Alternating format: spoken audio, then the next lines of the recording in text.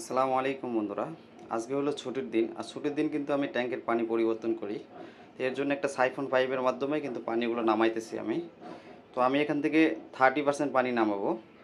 তো 30% পানি নামাইলে কী হবে, এখানে ময়লা যে আছে সে ময়লাগুলো এখান থেকে পরিষ্কার হয়ে 30% পানি আপনারা নামাই নেবেন। অনেকেই পানি পুরোপুরি পরিবর্তন করেন, পুরোপুরি পরিবর্তন করলে মাছ মারা যায়।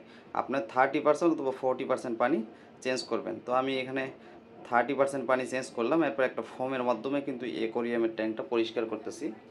এরকম পরিষ্কার একটা ফোম নেবেন, ফোম নিয়ে পরিষ্কার করলে ময়লাগুলো তাড়াতাড়ি পরিষ্কার হয়, যে পিছলে অ্যালগিগুলো থাকে সেগুলো পরিষ্কার হয়।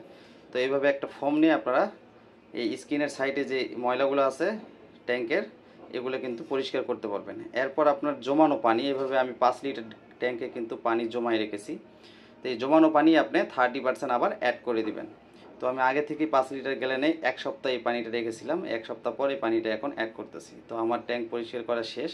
এখন একটা শুকনো কাপড় দিয়ে আমি ট্যাঙ্কটা মুছবো, মোছা হলেই কাজ শেষ।